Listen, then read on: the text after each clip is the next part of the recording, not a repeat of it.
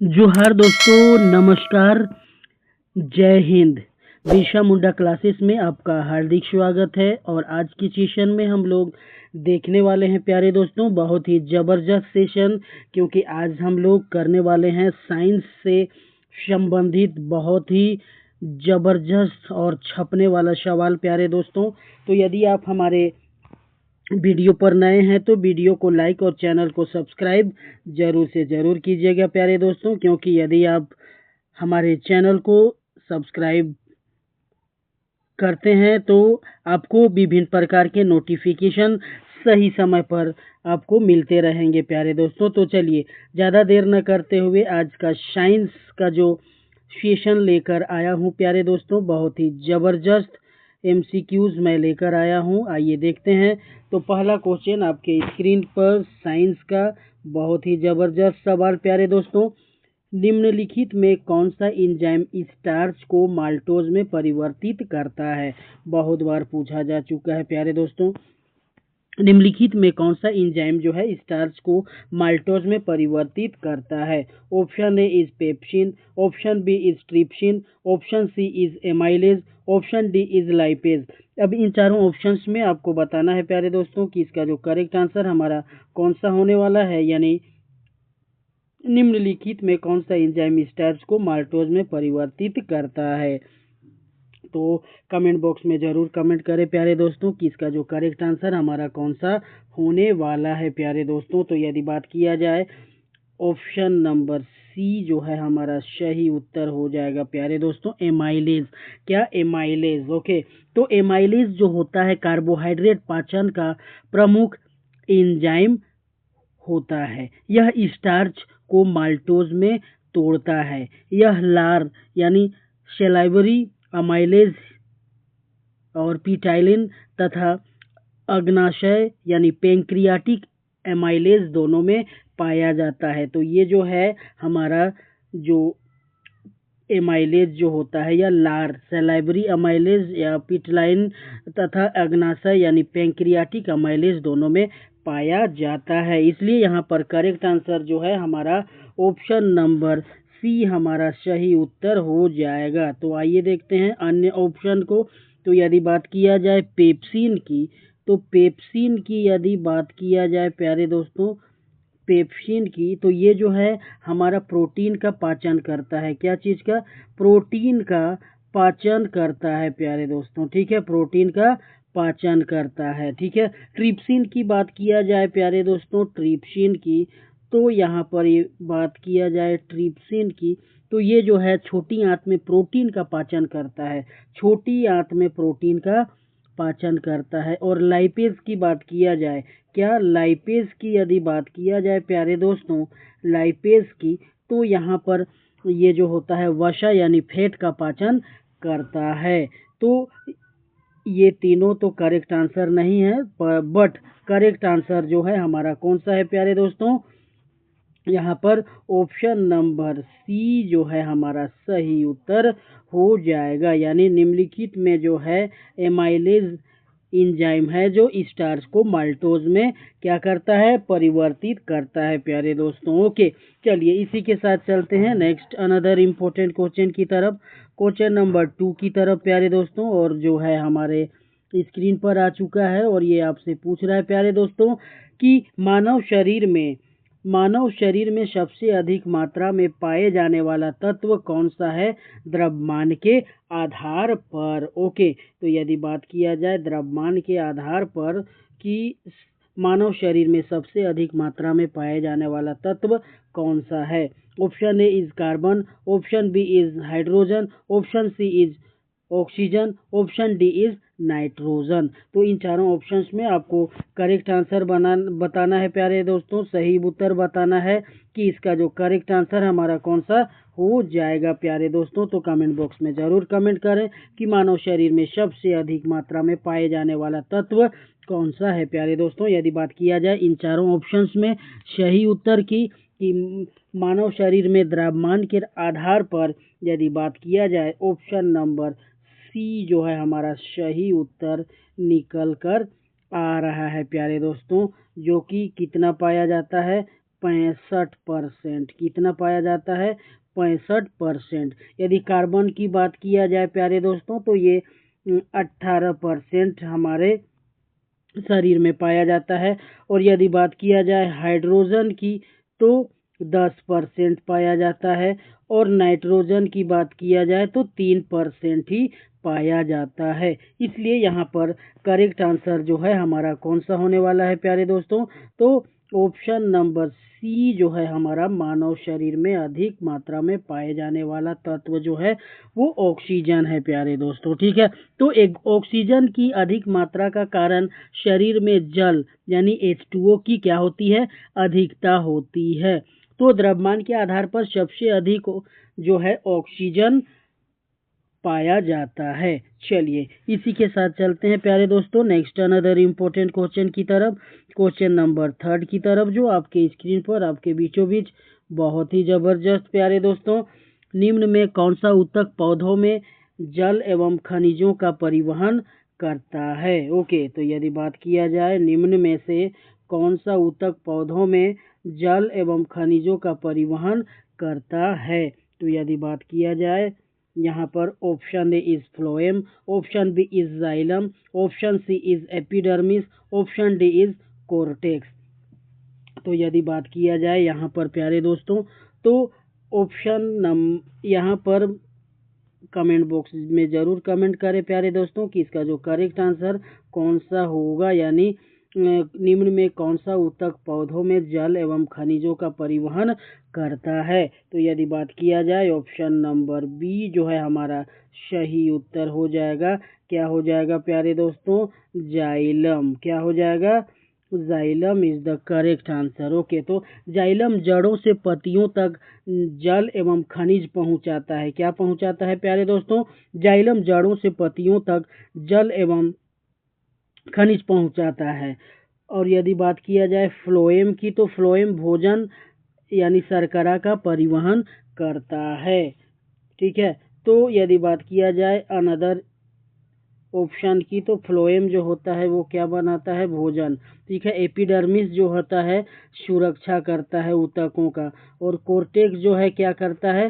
भंडारण करता है प्यारे दोस्तों। ठीक है, तो यहाँ पर यदि बात किया जाए सही उत्तर की तो ऑप्शन नंबर बी जो है हमारा सही उत्तर हो जाएगा प्यारे दोस्तों, यानी ये जो है हमारा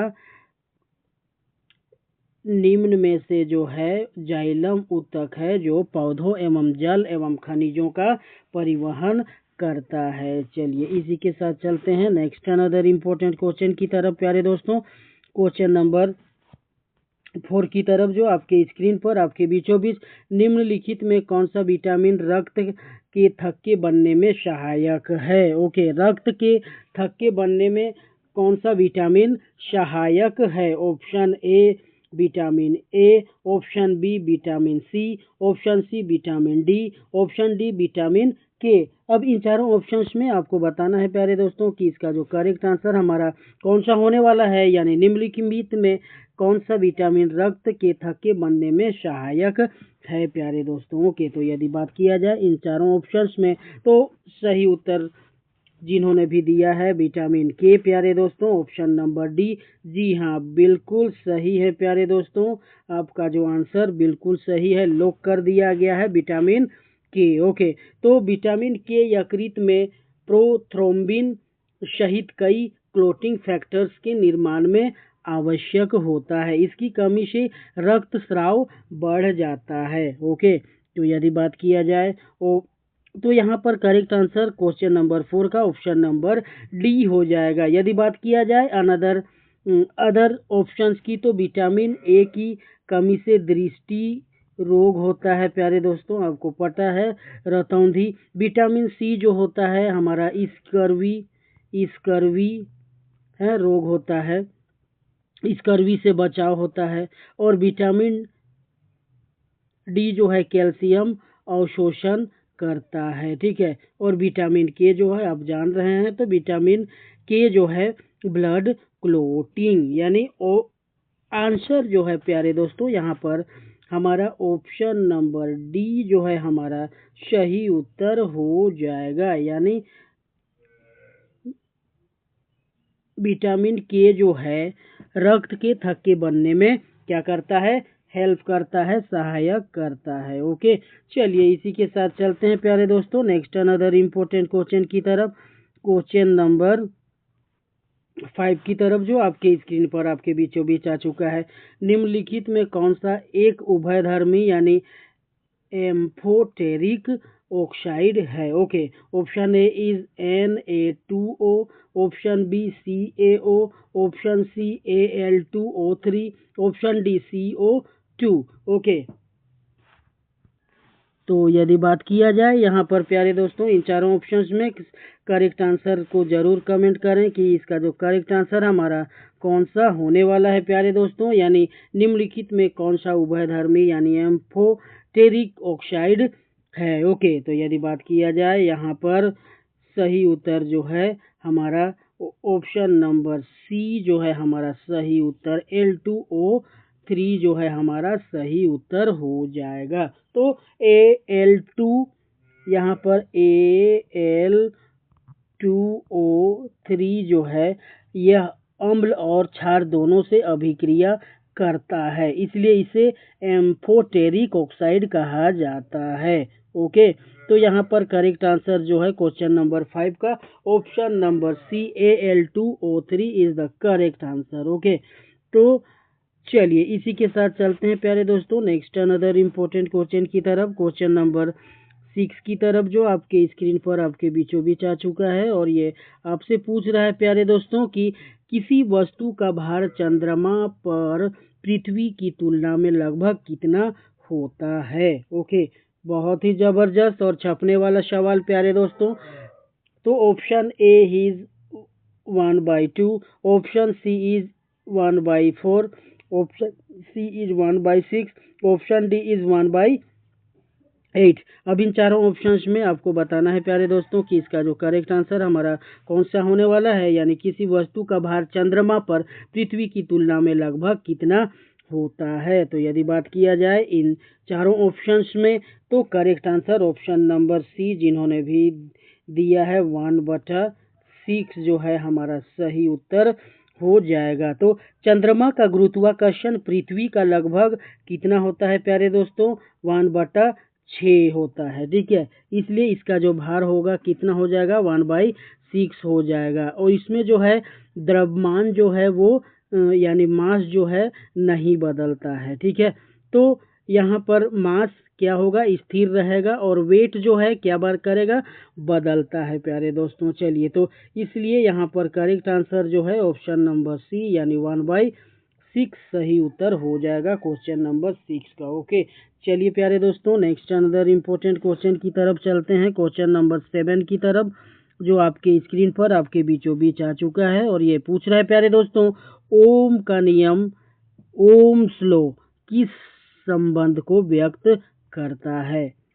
ओम हरि ओम बोलो बोलो कृष्ण हरे राम। चलिए, तो ओम का नियम, ओम श्लो किस संबंध को व्यक्त करता है। ऑप्शन ए इस शक्ति एवं ऊर्जा, ऑप्शन बी धारा एवं प्रतिरोध, ऑप्शन सी वोल्टेज धारा एवं प्रतिरोध, ऑप्शन डी आवेश एवं समय। तो इन चारों ऑप्शंस में आपको बताना है प्यारे दोस्तों कि ओम्स का नियम जो है किस संबंध को व्यक्त करता है। कमेंट बॉक्स में जरूर कमेंट करें प्यारे दोस्तों कि ओम का नियम, ओम श्लोक किस संबंध को व्यक्त करता है। ओके, क्वेश्चन नंबर 7 यदि बात किया जाए तो ऑप्शन नंबर सी जो है हमारा सही उत्तर हो जाएगा, यानी ये जो है हमारा ओम का नियम जो है वोल्टेज धारा एवं प्रतिरोध को क्या करता है, व्यक्त करता है। ठीक है, तो ओम का जो नियम होता है V इज इक्वल टू क्या होता है, I इंटू R होता है, जहाँ पर V इज इक्वल टू क्या हो जाएगा प्यारे दोस्तों, V is equal to voltage क्या हो जाएगा, वोल्टेज हो जाएगा, और I बराबर क्या हो जाएगा, करेंट, करेंट होगा, और R बराबर क्या हो जाएगा, रेजिस्टेंस। ओके, रेजिस्टेंस हो जाएगा। ठीक है, तो यदि बात किया जाए यदि R स्थिर है तो V इन्फिनाइट क्या हो जाएगा, I। ठीक है, तो इसलिए यहाँ पर करेक्ट आंसर जो है क्वेश्चन नंबर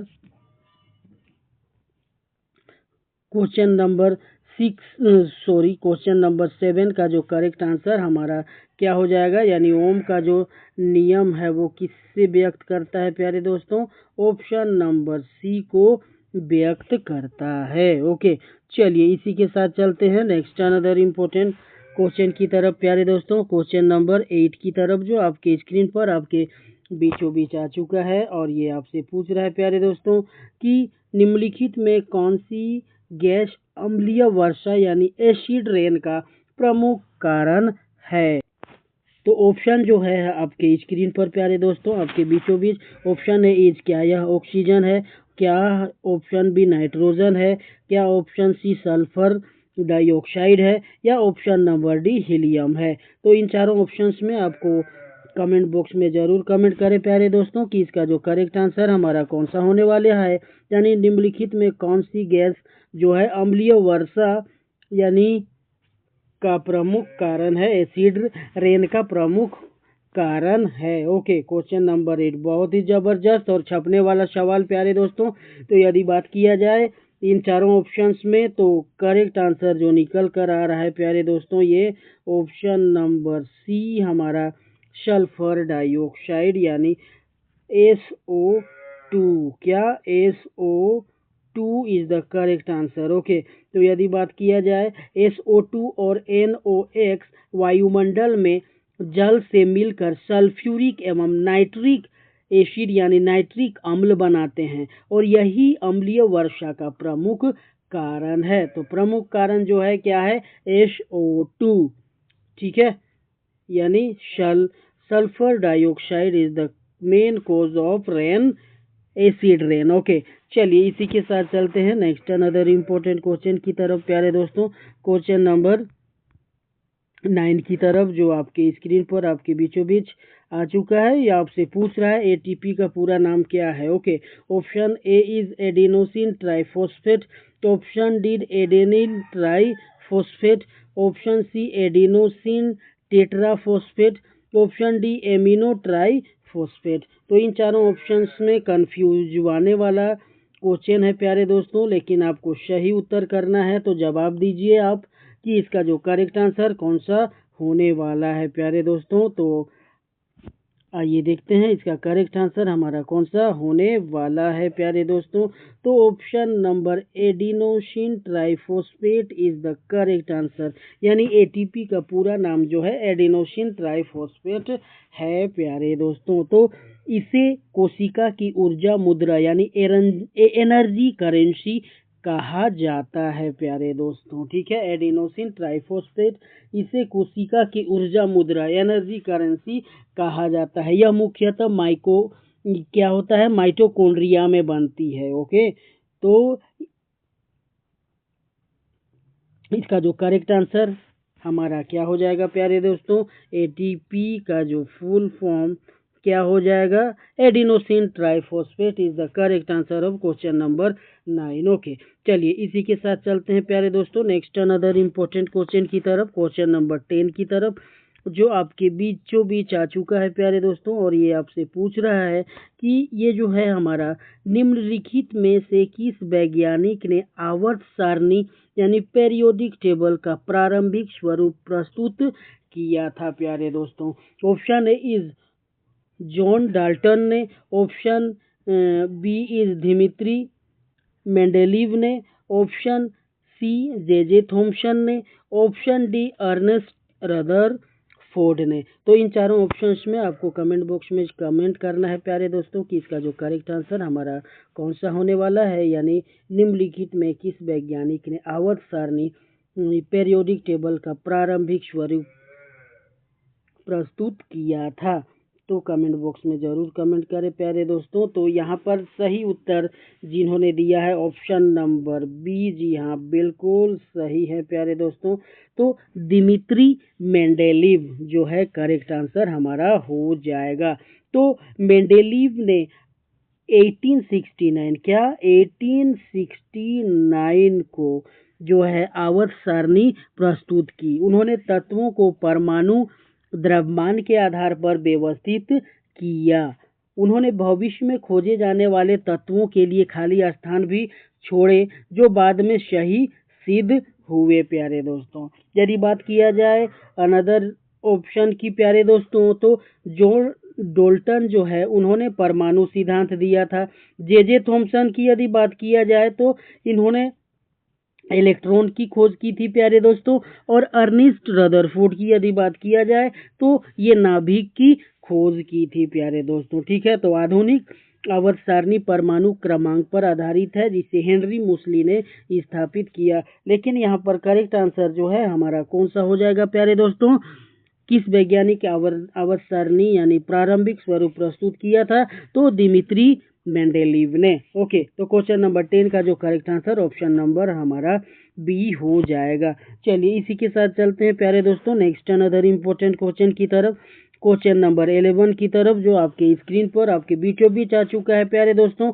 बहुत ही जबरदस्त और शानदार प्यारे दोस्तों। चलिए हमारे बिरसा मुंडा क्लासेस की तरफ से आप लोगों को सफलता की ऊंचाइयों तक ले जाने के लिए आपका तत्पर है प्यारे दोस्तों। आप बने हुए हैं बिरसा मुंडा क्लासेस पर। चलिए यदि आप हमारे वीडियो पर नए हैं तो वीडियो को लाइक और चैनल को सब्सक्राइब जरूर से जरूर कीजिएगा प्यारे दोस्तों। चलिए इसी के साथ क्वेश्चन नंबर 11 आपसे पूछ रहा है प्यारे दोस्तों कि मानव शरीर में यूरिया का निर्माण मुख्यतः कहाँ होता है? ऑप्शन ए इज वृक यानी किडनी में, ऑप्शन बी यकृत यानी लीवर में, ऑप्शन सी फेफड़ा यानी लंग्स में, ऑप्शन डी अग्नाशय यानी पैंक्रियाज में। तो इन चारों ऑप्शंस में आपको बताना है प्यारे दोस्तों कि इसका जो करेक्ट आंसर हमारा कौन सा होने वाला है। कमेंट बॉक्स में जरूर कमेंट करें प्यारे दोस्तों कि मानव शरीर में यूरिया का निर्माण मुख्यतः कहाँ होता है। यदि बात किया जाए इन चारों ऑप्शंस में तो करेक्ट आंसर जो है हमारा कौन सा हो जाएगा प्यारे दोस्तों? ऑप्शन नंबर बी यानी यकृत यानी लीवर जो है हमारा सही उत्तर हो जाएगा। तो जिन्होंने भी ऑप्शन नंबर बी दिया है प्यारे दोस्तों बहुत ही जबरदस्त।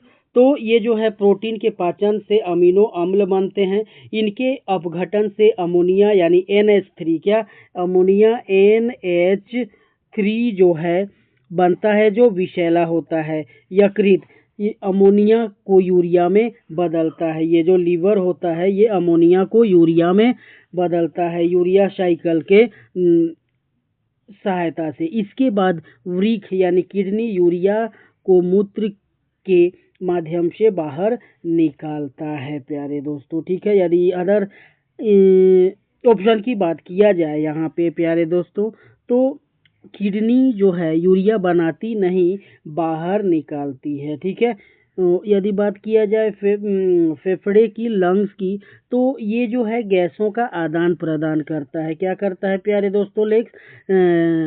लंग्स यानी फेफड़ा जो है गैसों का आदान प्रदान करता है। और यदि ऑप्शन नंबर डी की बात किया जाए तो पैंक्रियाज की यदि बात किया जाए प्यारे दोस्तों तो पाचक एंजाइम और इंसुलिन बनाता है।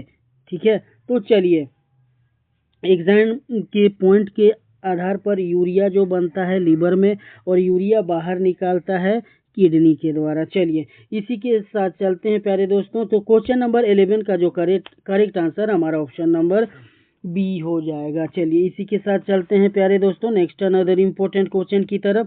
क्वेश्चन नंबर 12 की तरफ प्यारे दोस्तों जो कि आपके स्क्रीन पर आपके बीचों बीच आ चुका है और ये आपसे पूछ रहा है निम्नलिखित में किस रक्त समूह को यूनिवर्सल रिसिपिएंट कहा जाता है? रिसिपिएंट, ठीक है, रिसिपिएंट। चलिए तो यदि बात किया जाए इन चारों ऑप्शंस में सही उत्तर जरूर बताएं प्यारे दोस्तों। रिसिपिएंट जो है कौन सा होता है यूनिवर्सल रक्त समूह के? Option A is A plus, option B is B plus, option C is A B plus, option D O plus. अब इन चारों ऑप्शंस में आपको बताना है। कमेंट बॉक्स में जरूर कमेंट करें प्यारे दोस्तों कि निम्नलिखित में किस रक्त समूह को यूनिवर्सल रिसिपिएंट कहा जाता है प्यारे दोस्तों। यदि बात किया जाए option number C A B plus जो है इसको हम लोग क्या बोलते हैं प्यारे दोस्तों? ये यूनिवर्सल रिसिपिएंट यानी AB+ को कहा जाता है। ठीक है, तो AB+ रक्त समूह में A, B और RH तीनों एंटीजन होते हैं। इसमें एंटी-A और एंटी-B एंटीबॉडी नहीं होती, इसलिए यह सभी रक्त समूहों से रक्त ले सकता है प्यारे दोस्तों। ठीक है, यदि बात किया जाए यूनिवर्सल डोनर की, तो ये जो है हमारा यूनिवर्सल डोनर की बात किया जाए तो O पॉजिटिव है, और यूनिवर्सल की बात किया जाए रिसिपिएंट की लेने वाला तो AB+ हो जाएगा। ठीक है प्यारे दोस्तों, पूछता है कि यूनिवर्सल डोनर जो है कौन सा ग्रुप होता है, तो O negative is the correct answer. चलिए इसी के साथ चलते हैं प्यारे दोस्तों नेक्स्ट अनदर इम्पोर्टेंट क्वेश्चन की तरफ, क्वेश्चन नंबर 13 की तरफ। ओके, क्वेश्चन नंबर 13 हमारे स्क्रीन पर आपके बीचों बीच। तो आइए देखते हैं क्वेश्चन नंबर 13 की तरफ चलते हैं प्यारे दोस्तों। नेक्स्ट क्वेश्चन, पौधों में वाष्पोत्सर्जन यानी ट्रांसपिरेशन मुख्यतः किस भाग से होता है?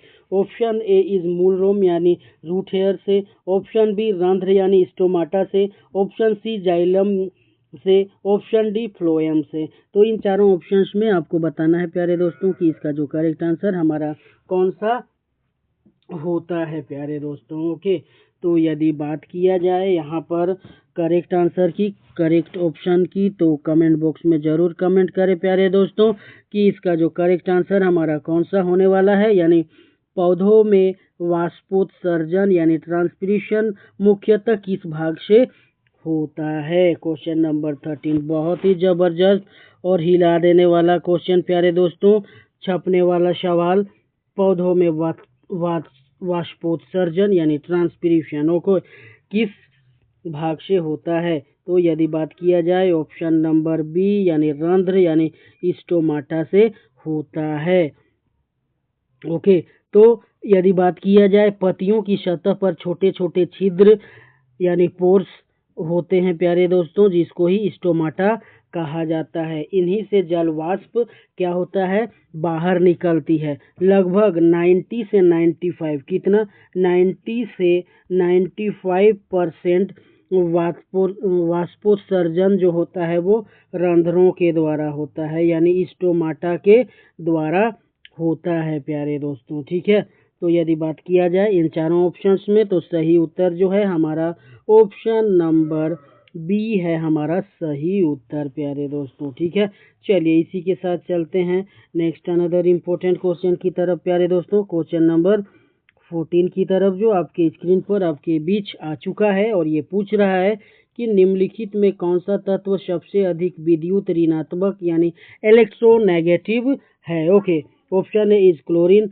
Option B is oxygen, option C is fluorine, option D is nitrogen. अब इन चारों ऑप्शंस में आपको बताना है, कमेंट बॉक्स में जरूर कमेंट करें प्यारे दोस्तों कि इसका जो करेक्ट आंसर हमारा कौन सा होने वाला है प्यारे दोस्तों। ठीक है, तो निम्नलिखित में कौन सा जो है तत्व सबसे अधिक विद्युत ऋणात्मक यानी इलेक्ट्रोनेगेटिव है। ओके, तो यदि बात किया जाए इन चारों ऑप्शंस में, तो करेक्ट आंसर जो है हमारा, आइए देखते हैं, कमेंट करें प्यारे दोस्तों कि इसका जो करेक्ट आंसर हमारा कौन सा होने वाला है। तो यदि बात किया जाए ऑप्शन नंबर सी, तो जिन्होंने भी ऑप्शन नंबर सी यानी फ्लोरीन को टिक किया है, जी हाँ बिल्कुल सही है प्यारे दोस्तों। ठीक है, तो फ्लोरीन की विद्युत ऋणात्मकता यानी पुलिंग स्केल जो लगभग होती है वो 3.98 होती है प्यारे दोस्तों। यह भी और यह सभी तत्वों में सबसे अधिक होता है। ठीक है, तो यदि बात किया जाए तो करेक्ट आंसर की ऑप्शन नंबर सी जो है हमारा सही उत्तर हो जाएगा। ठीक है, चलिए फ्लोरीन जिसको एफ से हम लोग क्या करते हैं, डिनोट करते हैं प्यारे दोस्तों। चलिए इसी के साथ चलते हैं नेक्स्ट अनदर इम्पोर्टेंट क्वेश्चन की तरफ प्यारे दोस्तों, क्वेश्चन नंबर 15 की तरफ, जो आपके स्क्रीन पर आपके बीचों बीच आ चुका है प्यारे दोस्तों। तो आइए देखते हैं, किसी अम्ल का pH जो है वो 2 है, ठीक है। किसी अम्ल का pH 2 है, उसे 100 गुना पतला करने पर pH लगभग कितना हो जाएगा। ओके, तो यदि बात किया जाए यहाँ पर प्यारे दोस्तों कि करेक्ट आंसर जो है ऑप्शन ए इज क्या 2 हो जाएगा, ऑप्शन बी 3 हो जाएगा, ऑप्शन सी 4, ऑप्शन डी 5। तो इन चारों ऑप्शंस में आपको बताना है प्यारे दोस्तों कि इसका जो करेक्ट आंसर कितना हो जाएगा, ठीक है। तो यदि बात किया जाए यहाँ पर pH is equal to minus log H आयन, ठीक है, और 100 गुना पतला करने पर जो है H प्लस की सांद्रता 100 गुना घट जाती है, ठीक है, 100 गुना जो है घटती है।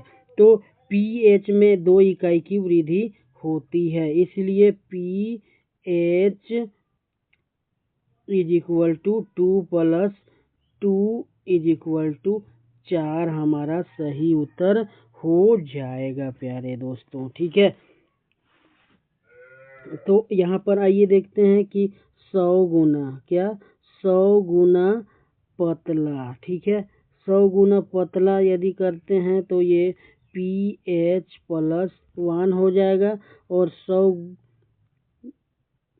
यहाँ पर 10 गुना, ठीक है, 10 गुना यदि करते हैं तो यहाँ पतला pH मान pH प्लस 1 होता है।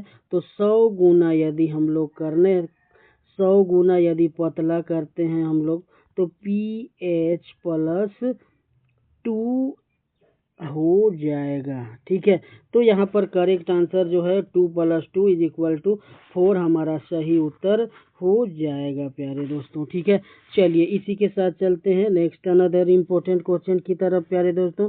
क्वेश्चन नंबर 16 की तरफ जो आपके स्क्रीन पर आपके बीचों बीच आ चुका है, और आपसे पूछ रहा है प्यारे दोस्तों कि निम्नलिखित में कौन सा यंत्र प्रत्यावर्ती धारा यानी AC को दिष्ट धारा यानी डायरेक्ट करंट में परिवर्तित करता है। Option A is transformer, option B is rectifier, option C is generator, option D is inverter. तो इन चारों ऑप्शंस में आपको बताना है प्यारे दोस्तों AC को DC में बदलने वाला कौन सा यंत्र होता है। ओके, तो यदि बात किया जाए यहाँ पर सही उत्तर का तो कमेंट बॉक्स में ज़रूर कमेंट करें प्यारे दोस्तों कि इसका जो करेक्ट आंसर कौन सा होगा, यानी निम्नलिखित में कौन सा यंत्र प्रत्यावर्ती धारा AC को DC में परिवर्तित करता है। तो यदि बात किया जाए इन चारों ऑप्शंस में तो करेक्ट आंसर जो है रेक्टिफायर जो है हमारा सही उत्तर हो जाएगा। तो रेक्टिफायर जो है प्रत्यावर्ती धारा यानी AC को दिष्ट धारा यानी DC में बदलता है। मोबाइल चार्जर में यही सिद्धांत क्या होता है, उपयोग होता है। यदि अन्य विकल्प की बात किया जाए ट्रांसफॉर्मर की तो यह केवल वोल्टेज बदलता है। यदि जनरेटर की बात किया जाए तो विद्युत उत्पन्न करता है, और इन्वर्टर की बात किया जाए प्यारे दोस्तों तो DC को AC में बदलता है। ओके, तो करेक्ट आंसर जो है हमारा option number B rectifiers is the सही उत्तर हो जाएगा। चलिए इसी के साथ चलते हैं नेक्स्ट अनदर इम्पोर्टेंट क्वेश्चन की तरफ प्यारे दोस्तों। क्वेश्चन नंबर 17 की तरफ जो आपके स्क्रीन पर आपके बीचों बीच आ चुका है। पृथ्वी की सतह से ऊपर जाने वाले वायुमंडलीय दाब क्यों घटता है। ऑप्शन ए इस तापमान बढ़ता है, ऑप्शन बी वायु का घनत्व कम हो जाता है, ऑप्शन सी गुरुत्वाकर्षण समाप्त हो जाता है, ऑप्शन डी ऑक्सीजन बढ़ जाती है। तो सही उत्तर का पुष्टि करें, आपको बताना है इसका जो करेक्ट आंसर हमारा कौन सा होने वाला है प्यारे दोस्तों। कमेंट बॉक्स में ज़रूर कमेंट करें कि पृथ्वी की सतह से ऊपर जाने वाले वायुमंडलीय दाब क्यों घटता है। ओके, तो यदि बात किया जाए इन चारों ऑप्शंस में तो ऑप्शन नंबर बी जो है हमारा सही उत्तर हो जाएगा। ये वायु का जो घनत्व है वो कम हो जाता है प्यारे दोस्तों। ऐसा क्यों होता है, तो ऊंचाई बढ़ने पर ऊपर मौजूद जो है वायु की मात्रा कम होती जाती है, इसलिए वायु का घनत्व और दाब दोनों घटते हैं प्यारे दोस्तों, ठीक है। चलिए, तो क्वेश्चन नंबर 17 का जो करेक्ट आंसर हमारा ऑप्शन नंबर बी हो जाएगा। चलिए इसी के साथ चलते हैं नेक्स्ट अनदर इम्पोर्टेंट क्वेश्चन की तरफ प्यारे दोस्तों। क्वेश्चन नंबर 18 की तरफ, जो आपके स्क्रीन पर आपके बीचों बीच आ चुका है और ये आपसे पूछ रहा है कि निम्नलिखित में कौन सा विटामिन जल में घुलनशील यानी वाटर सोल्यूबल नहीं है। ठीक है, तो option B is vitamin B12, option C vitamin C, option C vitamin B6, option D vitamin A. Okay, तो इन चारों ऑप्शंस में आपको बताना है प्यारे दोस्तों कि ये जो है क्वेश्चन हमारा पूछ रहा है। कमेंट बॉक्स में जरूर कमेंट करें कि निम्नलिखित में कौन सा विटामिन जल में घुलनशील यानी वाटर सोल्यूबल नहीं है प्यारे दोस्तों। तो यदि बात किया जाए इन चारों ऑप्शंस में, तो ऑप्शन नंबर डी विटामिन ए जो है हमारा सही उत्तर हो जाएगा। ओके, तो ये जो है जल में घुलनशील जो है हमारा बी और सी होता है प्यारे दोस्तों, जल में घुलनशील। ठीक है, जल में घुलने वाला जो होता है वो विटामिन बी और सी होता है, और वसा में घुलनशील जो होता है कौन कौन सा, vitamin A, vitamin D, vitamin E और विटामिन के जो होता है ये फैट सोल्यूबल होता है प्यारे दोस्तों। तो ऑप्शन नंबर यहाँ पर डी जो है हमारा सही उत्तर हो जाएगा। ठीक है, तो जल में घुलनशील, जल में क्या है, जल में सिर्फ क्या है, बी और सी है। ठीक है, तो वसा में क्या है, ADE की।